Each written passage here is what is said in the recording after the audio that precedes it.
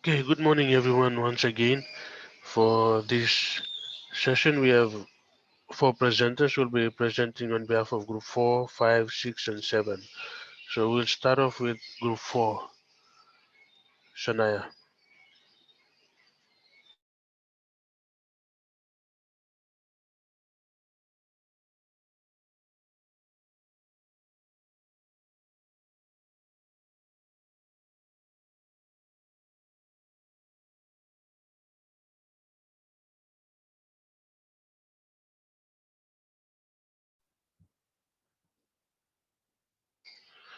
Shania, you can go ahead and present your answer to the question on behalf of Group 4.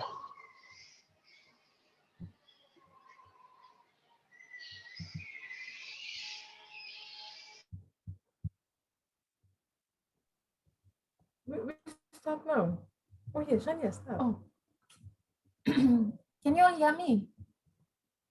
Yep. Okay. Um, so our question is, as described by Christensen, what is the main difference between the bottle cap analogy in comparison to the eggshell analogy? Before giving our answers, we all need to know what an analogy is. Therefore, an analogy is an explanation or a clarification between two things. Moving on, according to the reading titled US-Japan Alliance and Security Dilemma in East Asia by Christensen on page 63, and I quote, I'll be using this little paragraph to base my answer on it. So, as one leading Chinese expert on Japan recently argued, the US presence in Japan can be seen either as a bottle cap, keeping the Japanese military genie in the bottle, or as an eggshell, fostering the growth of Japanese military power under the US protection until one day it hatches onto a regional scene. Since 1966, 1996. since 1996, this analyst argues fears about the eggshell function of the US-Japan alliance have increased markedly, while faith in the bottle cap function has declined. The two analogies are similar in a way because they are all about USA monitoring the power of the Japanese. But the main difference, which is the answer to my question, the main difference is that the eggshell analogy is all about growing the Japanese military under the care of the US, while the bottle cap analogy is all about keeping the Japanese military power limited. So that's the difference between the two analogies. Thank you. Thank you, Shania and Group 4. We have only 45 minutes. We used up 10 minutes waiting for all of you to enter the meeting room, so we might run out of time towards the end of the session. So if you have any questions or comments for Shania, please note it down and then you can share on the discussion forum afterwards. We'll move on straight to Aculis presenting on behalf of Group 5. Thank you.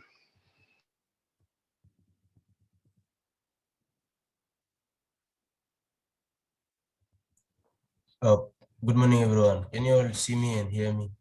Yes, Hercules. Okay, I'm the group 5 presenter for this week, so my group will be answering the question. My group will be answering the question. Kang wrote that international relations theorists have traditionally associated the rise and fall of great powers with war and instability. So the question is, do you think the rise of China will lead to war and instability? So first, I'll give the brief explanation of the rise and fall of great powers or like China.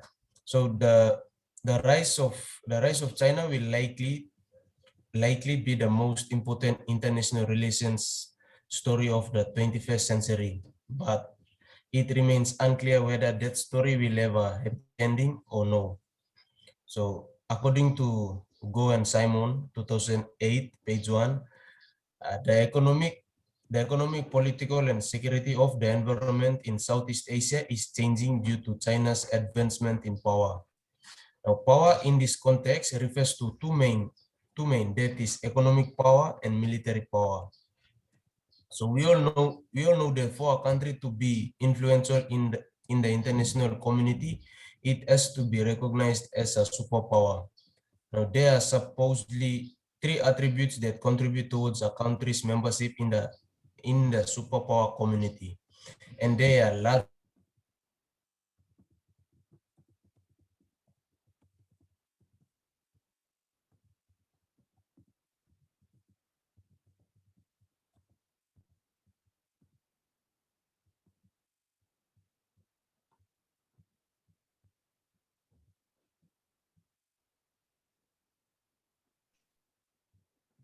territories, huge population, and riches in 1990s, and has been advancing ever since. According to Goldstein, sorry, my connection here said the network is unstable, but can you hear me clear? Okay. Sorry. China gradually rose to power in the 1980s and 1990s and has been advancing ever since. According to Goldstein, 2000, there are two indicators that many believe are the building blocks in China's influence internationally now. And they are its economy and its military statistics. So during 1980s, China's GDP doubled due to its expansion of trade internationally, import goods, and by mid 1990s it contributed to double. Now, in Goldstein talks about improvement of the standard of living for people when China's GDP increased. The military of China emerged right behind its economy. So in Goldstein stresses that due to thriving in military business and corruption, China diverted its responsibility of raiding itself for possible armed conflict and redirecting the focus of China's defense industry away from strategically important military to economically profitable civilian productions. In other words, meaning that China changed its plan for making arms to protect itself to making money out of selling them to other countries. Like China changes its military power, like building, for example, sending military equipments to other, like sending its military equipments to other countries that needed it. So in order to build its economy. So according to Kang 2007, page 4, theorists have traditionally associated the rise of great powers with war and instability. Indeed, those scholars who emphasize material power, both military and economic, have long predicted that East Asian state would fear China and balance against it.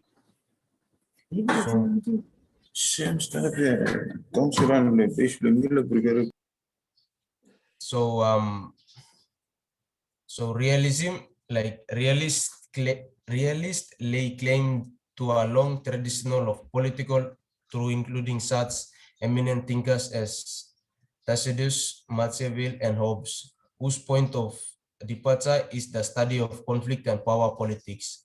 Now, according to realists, conflict is inevitable, even necessary in international politics. When disputes cannot be resolved peacefully or diplomatically, force which ultimately leads to war.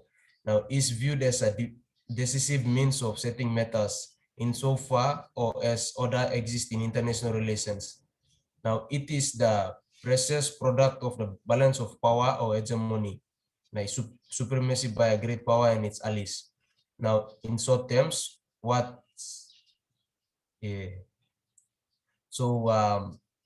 according to, however, we cannot predict what the future holds, but only to assume.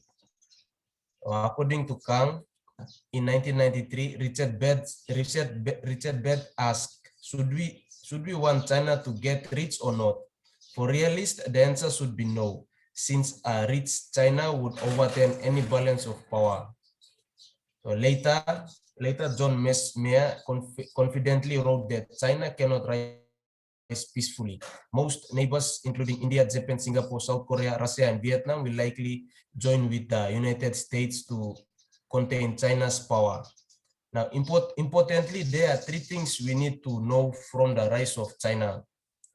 The first one is the rise of China. It is a trade war between US and China, because US feels that soon China will be the world's biggest economy.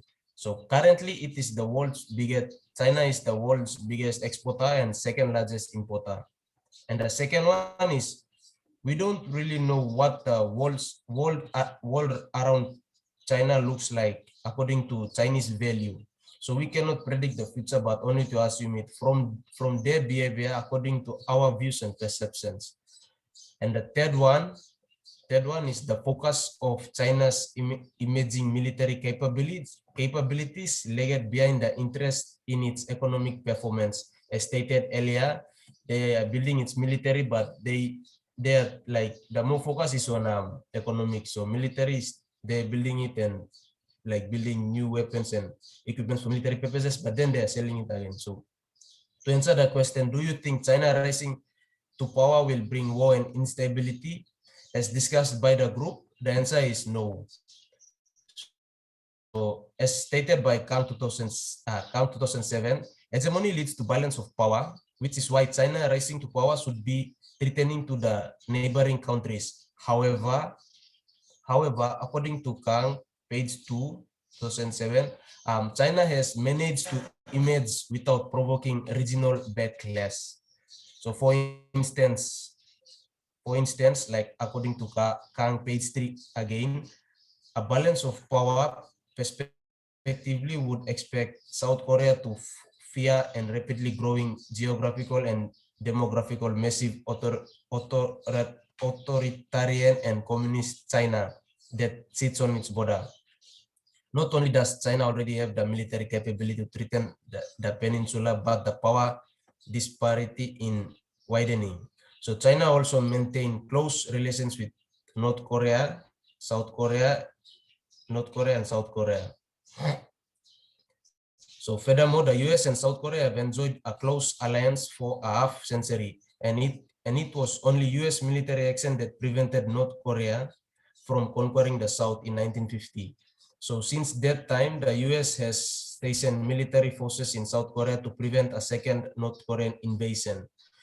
For all these reasons, the conventional perspective would expect that South Korea fears a rapidly rising China and clings to its alliance with the United States. So it is like no for no. For the answer is like it is a no. We will give a no. So if China managed to rise to power without its neighboring countries fearing him, then no, it will not bring war and instability, unless of course US is threatened by China's rise to hegemony. Thank you. I hope it answered the question. Thank you. That's our view on that question, Group 5 view. Thank you. Thank you, Hercules, and thank you, Group 5. If you have any questions or comments for Group 5 and for Hercules, you can note it down and then share on the discussion forum, either in audio or video form later. We'll move on to Philly. Philly is representing Group 6.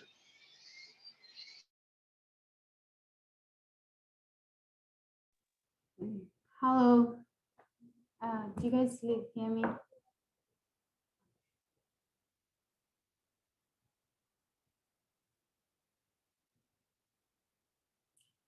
All right, so I'll be presenting on behalf of Group 6, and our question for Group 6 states that, according to Kang, what is the main liberal argument about China in opposition to realist argument? Now, there are important questions asked by foreign Chinese specialists and scholars, and that is, how will China's international role change in the forthcoming decades, or how should its leaders put the country's rapidly increasing power to use? So these are some of the questions that are asked by scholars.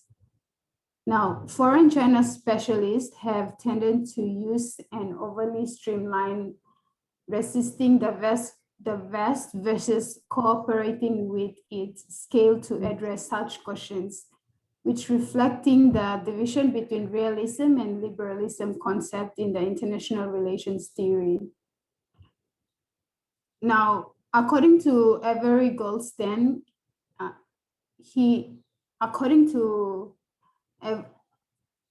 Avery Goldstein initially argued in December 2001 that China Quarterly that a new Chinese grand strategy had emerged around 1996 but remained essentially released. The strategy's principal objective was to engineer the country's rise to the status of a true great power that shapes rather than simply responds to the international system. Now, with that realist view, most states, including the US, thought China is rising, planning to become more hostile and monopoly power in Asian region, as well the globe in terms of military, politics, and economic development. As speaking, of course, China is advancing. However, according to David C. Kang in 2003, he wrote that China perceives the international environment of the past decade as less hostile and even. The evidence so far suggests that although China has outstanding territorial disputes with a number of countries, it has neither revisionist nor imperial aims. Evidently, we can say on 10th September 2004, senior Chinese Communist Party advisor Zheng Bijian appeared for a rare interview on Shanghai Oriental Television. Zheng had been working for the previous 2 years trying to explain to elite foreign groups the concept of the People's Republic of China's peaceful rise and its peaceful development. Now, his message was consistent that there is nothing to fear from China's rise because the only way the country can develop is through economic interdependence and political cooperation. Now, for China to embark upon an internationally destructive course similar to the paths taken by Japan and Germany prior to Second World War would be unthinkable. Now, to conclude, basically, China is using the soft power rather than hard power to develop rapidly, and it is through economic interdependence and political cooperation. So, yeah, that's basically what we have. Thank you. Thank you, Philly and Group 6. If you have any questions or comments for Philly, once again, write it down and you can share an audio or video. You can share an audio or video format in the discussion forum for this week. We will move to our final presenter representing Group 7, Joel Temba. I think it will be our first time to listen to Joel speak on Zoom. So, Joel, welcome. The floor is yours. Not Joel James, but Joel Temba.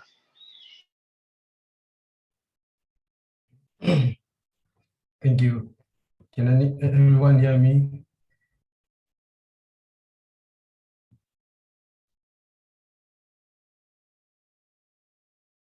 Okay. I'll be representing group number 7 to present our Zoom discussion. Our topic, our question is: do you agree with the statement by Kang that China is not yet a true peer competitor with the US? Okay. In our discussion, we have agreed that the straightforward answer is yes. China is not a true peer competitor with the US. According to Kang 2010, China is not yet a mature, advanced economy on a number of criteria that are important to international relations. China is still in the middle of the transition. China is the fastest growing economy in the world. and is seen by Asian countries and some other countries in Africa and Europe, as well as the Russia, to a vast bilateral and multilateral agreement and have peaceful operation already placed China as the powerful country in the world. China is actively participating in diplomatic relations, large economical and military activities, and have also joined a range of domestic and international institutions like World Trade Organizations and many more others. That is to prove that to the world how capable China is to be named as powerful world country.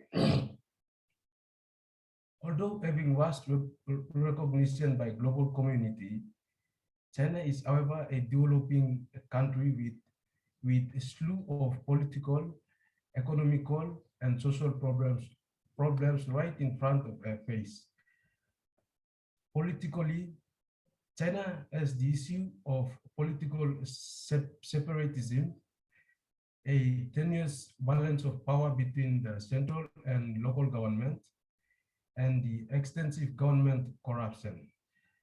Economically, major issues include how to raise the standard of living of China's vast rural populations, labor unrest, inefficient state-owned enterprises. Social problems include China faces problems with rising nationalism, the impact of one-child policy, and minority resettlement in some provinces. All these have a great impact that affects the progress of China in this international system. With this problem faced, China's intention towards wealth cannot be clearly justified. However, the future is uncertain with the availability of hard power that China is advancing with. Who knows? In the future, China might be the true competitor of the USA, or we might have China to focus on its own affairs or problems and without considering the international affairs. The future is uncertain. We cannot give an exact prediction.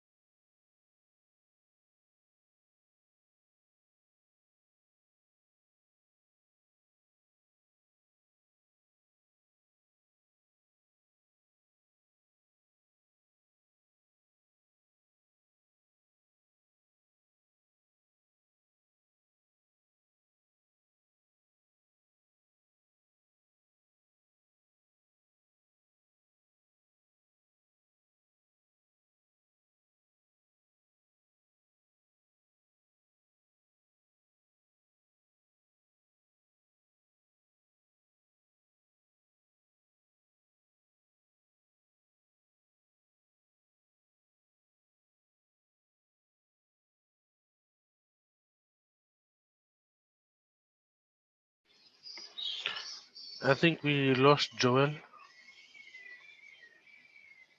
Must be an issue with this network.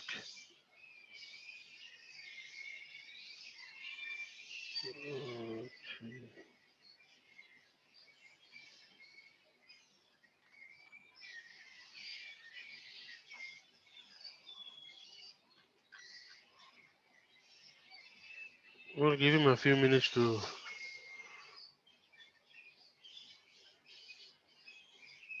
come back online. Okay, otherwise, his group members, Giovadulu, Kafang, Pitala, and Yore, can you work together and then share your answer in audio or video form via the forum, so all of us can note and then give our responses or make our comments and questions. We are running out of time. We have roughly three minutes remaining. So if we wait, we might the meeting might automatically shut. So my advice to is group members, group 7 members, make sure you sit down and then ask him to put it in audio or video form and share with all of us via the forum. Is that, do you note what I'm saying? Michaeline, if you do, then pass on the message to others. Pamela and Ivanka Roslin, make sure you help Joel to share the answer on our discussion forum. So our time is up. Unfortunately, we had so far our meetings were smooth and we were able to hear everybody present. But today we were unlucky with Joel, Mr. Temba. So we'll conclude the meeting. I thank all of you for attending, and I also thank the presenters, Shania, Achilles, and Philly, including Joel, who did not complete the final part of his answer on behalf of his group. But like as I said or as mentioned, you can share the final part on our discussion forum for this week. So with that, I thank you all for your attendance and for your time and for your patience. I can see Joel is with Clifford now. Joel, if you can hear me, you can share the final part of your answer on our forum as an audio or video file so all of us can note and give our responses, our comments or our feedback. So once again, if you have comments or questions for the four presenters today, Shania, Achilles, Philly, and Joel, you can share your comments and your questions as an audio file or video file on our weekly forum, our forum for this week. With that, see you all next week and we meet on the Moodle forum for further discussion and deliberation. Okay, you all have a good day and enjoy your lunch. Bye.